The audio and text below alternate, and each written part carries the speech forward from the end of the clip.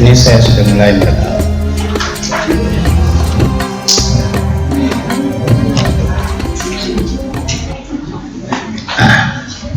Assalamualaikum warahmatullahi wabarakatuh. Waalaikumsalam warahmatullahi wabarakatuh. Alhamdulillahirabbil alamin. Anda sekalian, kita kembali bertemu dalam channel yang sederhana ini untuk kita saling ingat mengingatkan dalam pelatihan mubaligat Universitas Muhammadiyah Bulukumba. Kali ini Bapak akan menyampaikan materi kepribadian mubalik muda Muhammadiyah. Baik.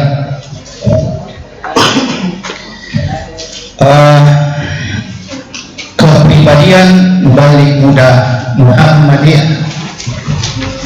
Ya, biasa Anda sekalian kenal ya, mendengar kepribadian. Ya, ada yang mengatakan ya kepribadian itu memiliki segalanya yang bersifat pribadi.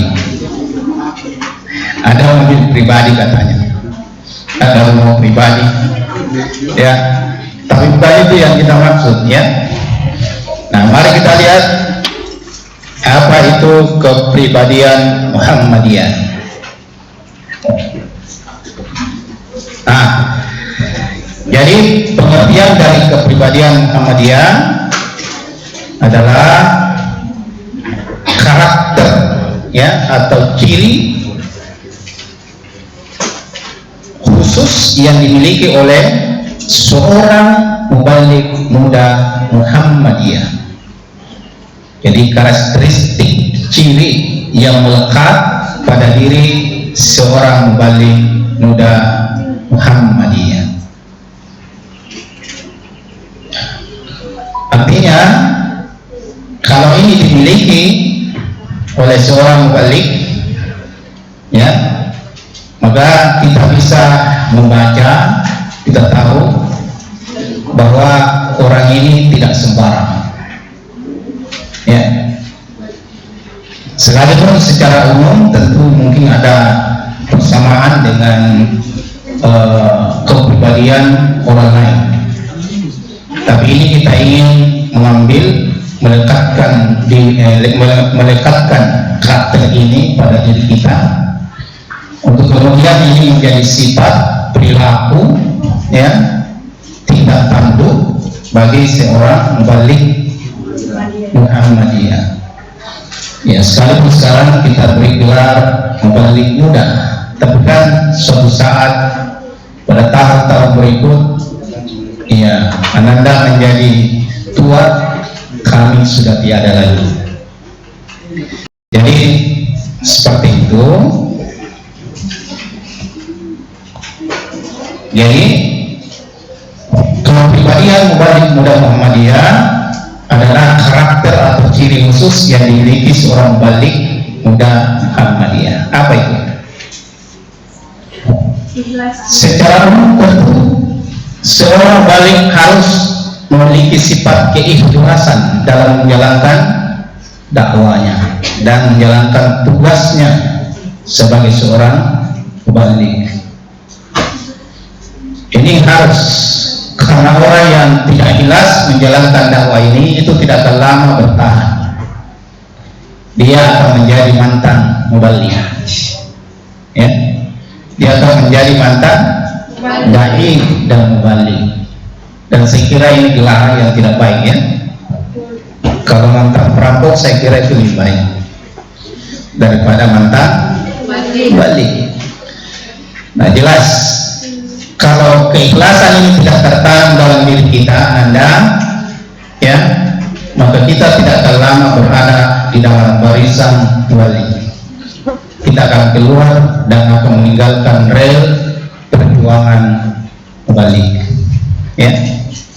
Kita akan mengucapkan selamat tinggal pada perjuangan, apalagi kalau kita sudah diiming-iming dengan segala macam materi ya. Banyak orang meninggalkan perjuangannya karena ingin mencapai kehidupan dunia yang lebih baik menurut mereka. Tapi sebagai seorang ikhlas, insya Allah apapun yang terjadi dia akan tetap pada rel perjuangannya.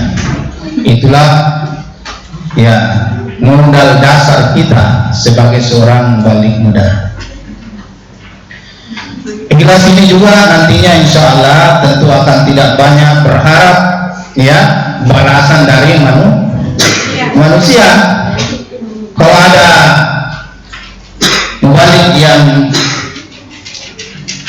berharap besar kepada balasan manusia, ini pada akhirnya juga akan menjadikan kita mubalik yang tidak lama bertahan. Ya, karena ketika apa yang dia inginkan tidak diperoleh, maka pastilah dia akan meninggalkan tugas suci dan mulia ini. Yang kedua, Anda sekalian, dia memiliki kegigihan, ya, tidak mudah menyerah. Tidak mudah menyerah. Kenapa penting ini? Karena kita akan menghadapi kondisi ya sosial kemasyarakatan yang mungkin kita akan diperhadapkan kepada tantangan yang besar. Ya, kita di dalam berdakwah tidak akan berjalan di atas bunga-bunga yang harum, kemudian dialasi dengan karpet yang indah, tetapi terkadang kita harus berjalan di atas donat dan duri. Kita akan berhadapan dengan tantangan-tantangan yang berat. Tengoklah sejarah perjuangan Rasulullah Sallallahu Alaihi Wasallam dengan para sahabatnya. Perjuangannya dalam dakwah menegakkan Islam itu harus berhadapan dengan musuh. Terkadang harus menghunus pedang dan terkadang harus berhadapan dengan musuhnya. Dia siap menembak dan siap ditembak. Dan itulah kembali. Ya. Apalagi Anda sekalian, kondisi sekarang kita berhadapan dengan musuh-musuh Islam. Sekarang ini kondisi umat Islam di Indonesia terutama bahkan secara umum general di dunia ini kita diperhadapkan dengan segala macam tantangan. Ada tempat di mana umat Islam harus digenocid, ya, dibunuh, ya, pernah terjadi ya di berbagai tempat, bahkan termasuk sekarang Palestina belum berhenti pembunuhan terhadap umat Islam. Di Indonesia sendiri ini kita menghadapi musuh-musuh yang tidak jelas menyatakan dirinya musuh terhadap Islam, tetapi dalam kenyataannya umat Islam selalu disebutkan, dan kita terutama tokoh kita, para ulama, ya, para ustaz sudah banyak yang menjadi korban. Ya, jadi ini semua membutuhkan kegigihan. Ya, tentu ketika kita menghadapi kondisi-kondisi seperti itu, mungkin ada yang mengatakan berbahaya, maka dengan demikian dia akan mudah menyerah dan meninggalkan perjuangannya. Tapi ingat, Anda sekalian, mati di jalan Allah itu namanya apa? Mati syahid. Dakwah itu jalan Allah. Kita adalah pewaris para nabi, orang-orang anbiya. Jadi siapa yang lari dari perjuangan itu artinya lari dari sabilillah. Siapa yang menyerah meninggalkan jalur dakwah ini, itu artinya dia menjadi pengkhianat dakwah. Di surah Al-Anfal dijelaskan, seorang muslim yang berhadapan dengan musuh tidak boleh lagi meninggalkan medan jihad, kecuali dia balik untuk mengatur siasat, lalu dia kembali menyerang musuhnya. Prinsip seperti ini juga harus dipegang di dalam dakwah. Ya. Tidak boleh mundur, tidak boleh menyerah menghadapi kondisi apapun yang kita hadapi. Ya. Suatu saat kita akan menghadapi masa-masa sulit, Anda sekalian. Ya. Karena tidak semua menerima dakwah. Ada saja di antara umat ini, ya, yang nanti akan menjadi pengarang, menjadi musuh, ya, yang akan menghalangi dakwah kita, ya. Dan kita akan berhadapan seperti menghadapi tembok. Tetapi ingat, jangan mudah menyerah. Kalau orang lain gigih mempertahankan kebatilan, ketidakbenaran, maka kenapa kita yang memperjuangkan kebenaran tidak gigih? Ya. Jadi kalau orang yang berbuat salah saja itu gigih mempertahankan kesalahannya dengan semangat yang membara, maka seorang pebalik juga harus gigih, ya, memenangkan kebenaran di atas kebatilan. Ya. Walau karihal musyrikun, walau karihal munafiqun. Sekalipun orang-orang munafik itu tidak senang, sekalipun orang-orang musyrik itu benci. Peduli, ya, I don't care, saya tidak peduli, jalan terus. Itulah kriteria yang kedua dari seorang mubalik.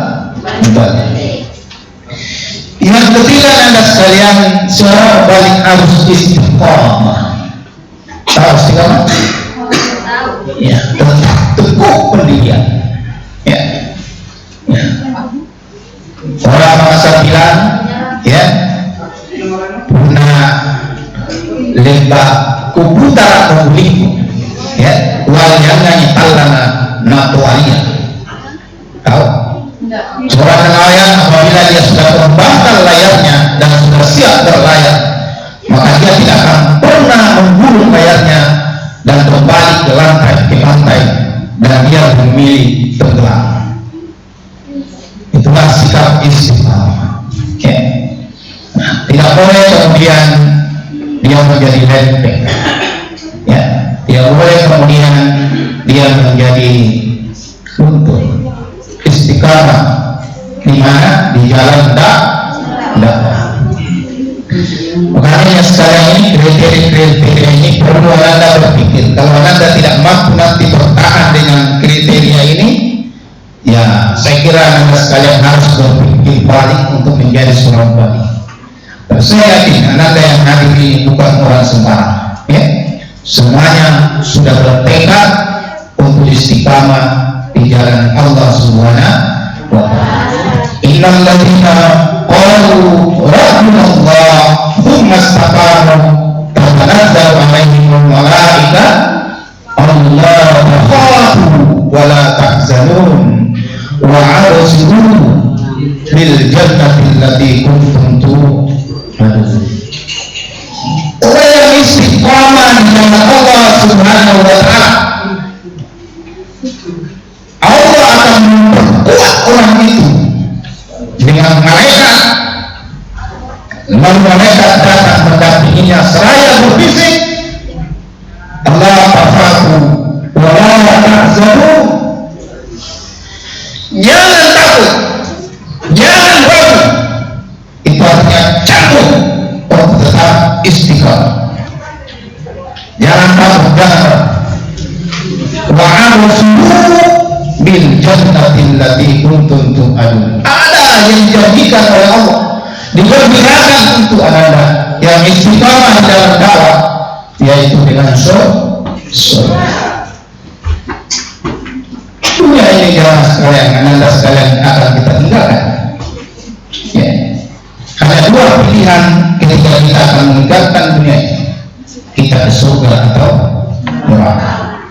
Bagi seorang mubalik yang istiqamah, tentu insya Allah memilih jalan untuk menuju subhanahu Allah subhanahu wa ta'ala. Selanjutnya Anda sekalian, seorang mubalik muda Muhammadiyah harus memiliki kecerdasan. Ya, dia harus cerdas. Dia harus cerdas karena ini persoalan pertarungan. Ya, pertarungan ideologi Muhammadiyah, ideologi agama kita Islam dengan ideologi non-Islam. Maka Orang Islam ini harus cerdas, harus mampu mengimbangi kecerdasan orang-orang tidak senang dengan Islam. Ya. Dengan kecerdasannya ini, insya Allah akan lain segala macam metode-metode di dalam berdakwah. Ya, jadi asal diri kita menjadi seorang yang cerdas. Ya, cerdas bisa diartikan juga pintar, ya. Tentu ini sangat dibutuhkan, ya, karena kita membutuhkan banyak ilmu, ya. Kita membutuhkan banyak strategi, kita membutuhkan banyak cara, maka itu harus dilandasi dengan kecerdasan. Yang tidak kalah sekalian berani, ya, berani. Saya tanya, berani kan ya? Berani. Kalau begitu, coba kami.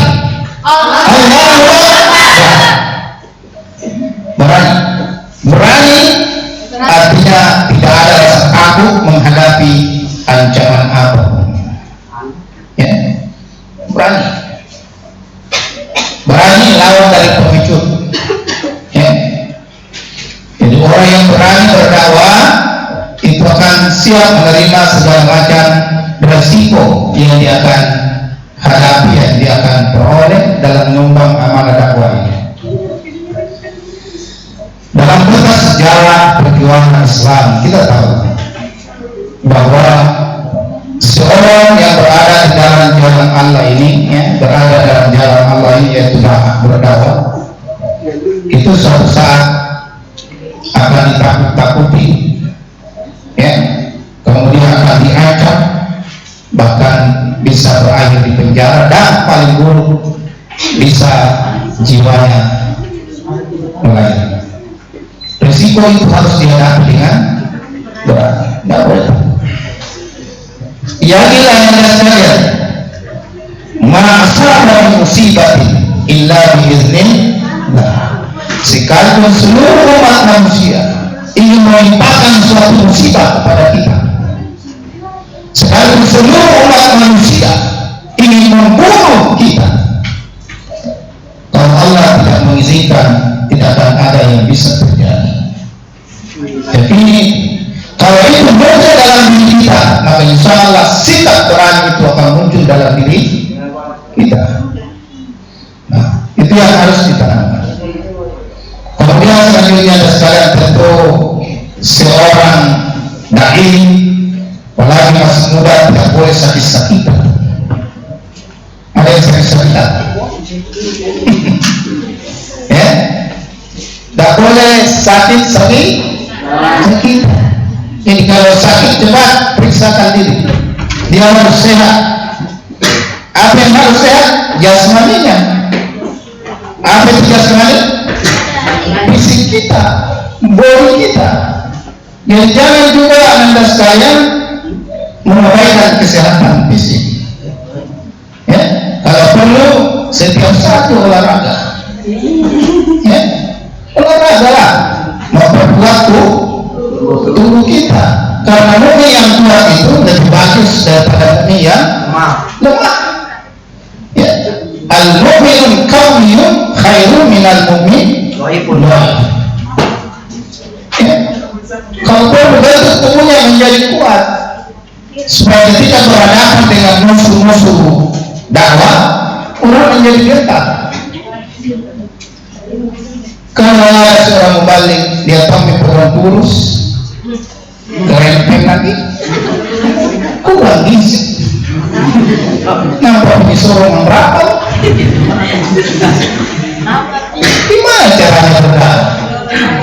Kalau kita saja diletak-letak. Jadi dia harus sehat jasmani. Dan kalau perlu Anda sekalian memperkuat diri dengan bela diri. Bagus itu kalau membalik kemudian dia seorang pendekar. Ada orang suci di sini? Belum ada. Nah, ada orang suci. Belum ada di sini cabang tanah suci di UNESCO belum. Harus diminta ke Pak Irfan agar menghadirkan tanah suci agar anak asrama ini, santri ini dilengkapi dengan keterampilan bela diri. Nah, sekarang ini banyak orang gila, banyak orang gila. Mubalik diserang tanpa ada alasan apa-apa, ditangkap sama polisi, alasannya orang gila. Ya, jadi kita sekarang harus berhati-hati. Mubalik juga harus dilengkapi dengan kemampuan bela diri. Kami di pimpinan wilayah Muhammadiyah sekarang mempersiapkan suatu pelatihan khusus bagi mubalik. Kita sebut perisai badan. Perisai badan. Isinya itu adalah pelatihan pencaksilat, bela diri, pelatihan memanah, pelatihan menunggang kuda, dan pelatihan berenang. Sekarang Majelis Taklim Pimpinan Wilayah sementara bernegosiasi dengan BRINDA, tempat pelatihan tentara di dua itu. Kalau memungkinkan nanti akan kita latih kembali di sana, ya, supaya memiliki kesiapan jasmani, ya, dalam mengemban dakwah ini. Nah, tapi yang kedua juga harus sehat apanya? Rohaninya. Kalau tua tubuhnya lalu gila, tidak ada tempatnya, ya. Nah, ini dua-duanya. Untuk mengasah rohani ini sekalian, tentu sebagai seorang mubalik, kekuatan itu harus diasah dengan banyak melakukan takarruf ila Allah, mendekatkan diri pada Allah Subhanahu wa Ta'ala. Melalui apa? Qiyamul lail, tahajud, ya, dekatkan diri kepada Allah Subhanahu wa Ta'ala. Rasulullah SAW dipanggil oleh Allah, ya ayyuhan muzammil qumil lail. Itu fase awal Rasulullah memulai dakwahnya, diperintah oleh Allah untuk qumil lail, tegak di malam hari ketika manusia lain terlelap di dalam tidurnya. Seorang balik muda bangun dari tidur meninggalkan tempat tidurnya, menyebabkan kain selimutnya, lalu dia datang bersimpuh di hadapan kebesaran Allah, merangkul kekuatan dari Allah Subhanahu wa Ta'ala. Itulah sholat lain. Jadi seorang kembali jangan sekali meninggalkan sholat lain. Itulah kekuatan yang tidak dimiliki oleh musuh-musuh Islam. Soal Allah akan memperkuat kita, ya, dengan segala macam pertolongan Allah Subhanahu wa Ta'ala. Kemudian yang tidak kalah pentingnya sekalian, seorang mubalik harus memiliki akhlak mulia. Karena kita akan dicontoh, ya, kita akan dicontoh oleh. Jadi kalau mubaliknya tidak akhlak, tidak baik akhlaknya, untuk apa orang ikut? Ya. Rasulullah SAW sebagai contoh kita itu sudah disebutkan oleh Allah, wa innaka la'ala khuluqin azim, di surah Al-Qalam begitu. Di Allah memuji Rasulullah SAW. Sebelum beliau diangkat menjadi Rasul, beliau sudah memiliki akhlak yang baik, akhlak yang mulia. Makanya beliau digelari siapa? Al-Amin. Apa artinya? Al-Amin, orang yang aman, orang yang jujur. Banyak karena perilaku Rasulullah SAW kemudian menjadikan orang-orang yang tidak senang menjadi senang terhadap Islam. Ya, jadi berakhlak mulia. Ya, akhlak mulia dari segi tutur katanya, perbuatannya, ya.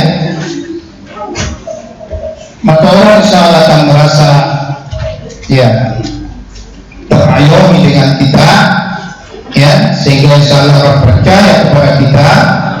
Pada akhirnya insyaAllah apa yang kita ucapkan itu orang ikuti.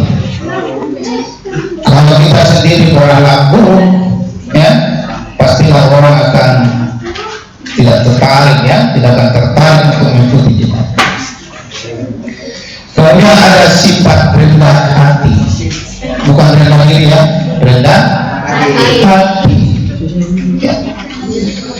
Seorang muballigh itu harus selalu menambah ilmu dan semakin banyak ilmunya. Tapi ketika banyak ilmunya, dia tidak sombong, dia tidak congkak, dia tidak porak. Jadi seorang muballigh kalau sekolah sekalipun sudah selesai sampai doktor, sampai profesor, tetap dia rendah hati. Dia tidak akan pernah mengangkat dirinya, membangga-banggakan dirinya. Dia selalu merasa rendah hati. Itulah anda sekalian yang diajarkan oleh Allah melalui padi. Ya, itulah sunnatullahnya.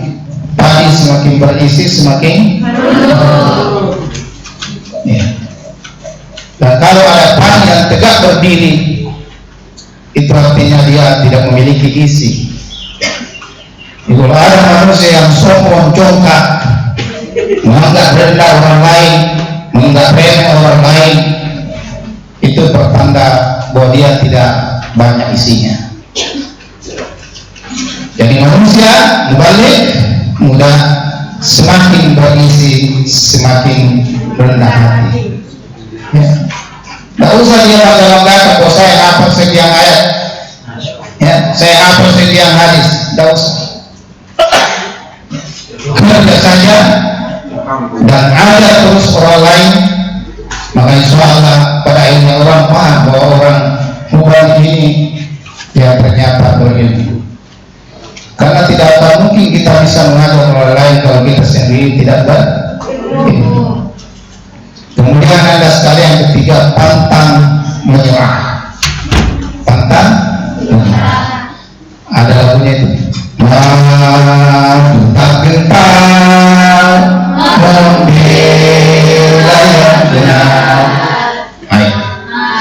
Maju sebentar, pasti kita menang. Mengandung makna seorang muballigh harus maju bersama, serta bergerak bersama. Nada jumlahnya 91. Murid Nabi Isa alaihissalam itu hanya 11 orang yang dikenal dengan nama Al-Khawariyun.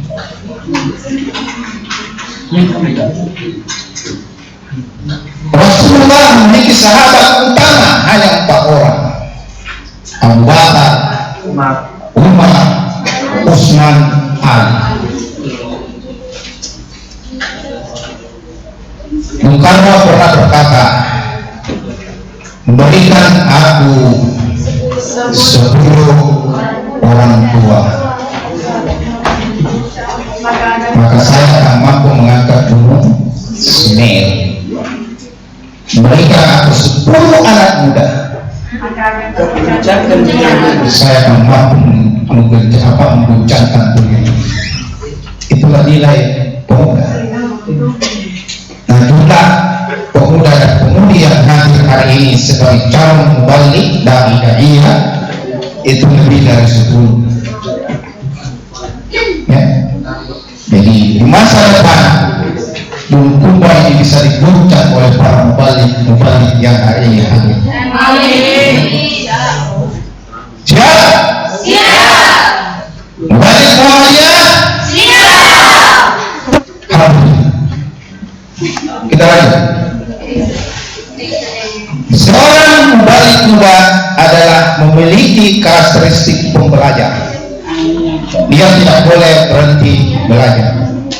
Ya. Dia bagaikan meminum air laut. Dia haus akan ilmu. Semakin dia belajar, semakin dia merasa haus dengan ilmu. Dia tidak akan pernah, ya, tidak akan pernah puas dengan ilmu yang dimiliki. Ya. Jadi dia tidak akan pernah berhenti belajar. Itulah tipe pembelajar. Bukankah agama kita sudah mengajarkan? Ya, bukankah agama sudah mengajarkan? Hadis sudah mengajarkan. Tuntutlah ilmu, mulai dari lahir sampai Kalian tuntutlah ilmu, mulai dari tangan kanak-kanak sampai tangan makan pahlawan. Jadi tidak boleh berhenti. Seorang dai muda harus memiliki tipe pembelajar. Larang itu semua buku yang bermanfaat. Ya, pelajari semua. Jangan berhenti. Ya, jangan berhenti belajar. Jangan berhenti membaca. Iqra, itulah ayat yang pertama turun kepada Rasulullah Sallallahu Alaihi Wasallam untuk senantiasa membaca. Ya, yang membaca di sini sekalian bisa membaca buku, kita bisa membaca tentang alam yang telah diciptakan oleh Allah Subhanahu wa Ta'ala. Ya, kenapa? Karena alam ini juga ayat-ayatnya Allah Subhanahu wa Ta'ala. Ayat-ayat itu ada ayat kauniyah. Yang mana kauniyah? Kauniyah itulah Al-Quran, wahyu Allah. Ada ayat kauniyah. Kauniyah itu apa?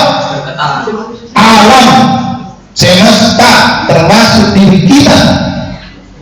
Kauniyah itulah ayat yang kedua.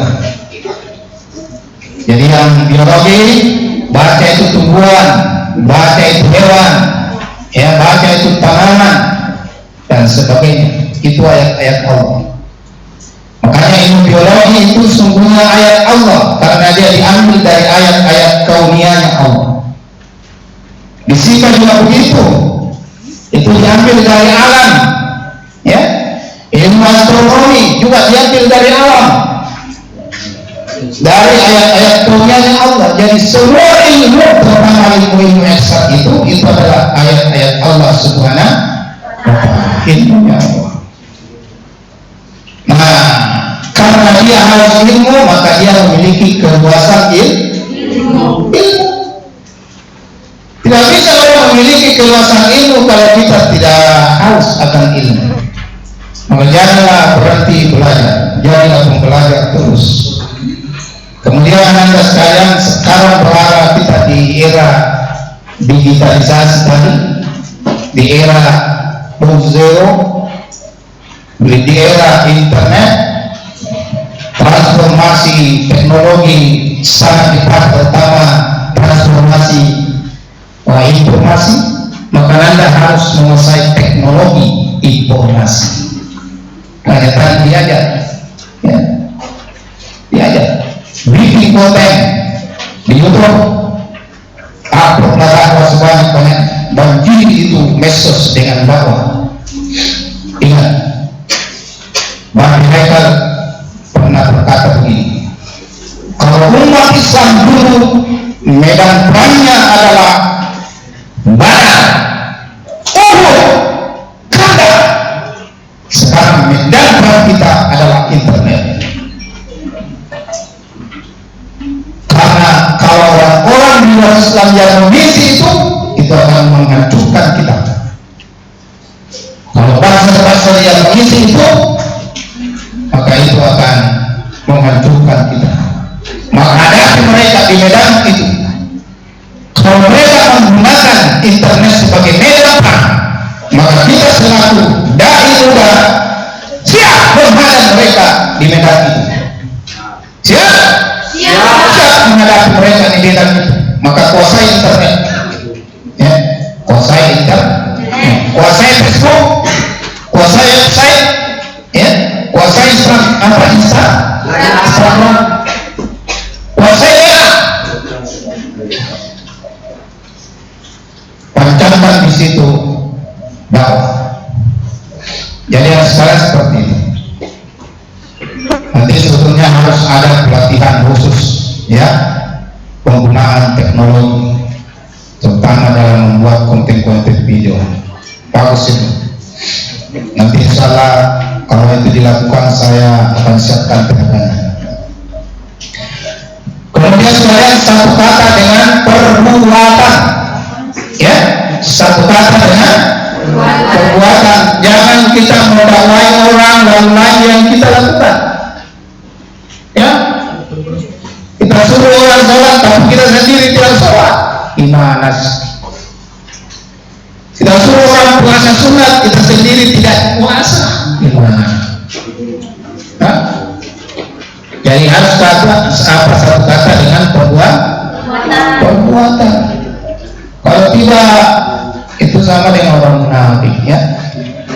Orang munafik itu gimana? Lah yang dia ucapkan, lah yang dia lakukan. Janganlah jadi dai yang munafik. Jangan. Kemudian sekalian, seorang dai tidak harus inovatif, harus mempunyai kemampuan berinovasi. Ya, berinovasi itu berkreasi. Ya, tadi sudah diajari oleh Ustaz Asnawi. Ya, banyak cara yang dilakukan di internet. Lakukanlah inovasi-inovasi yang kreatif. Ya, karena sekarang kita ini tidak boleh lagi sekalian mundur. Kita sudah berada di era seperti itu.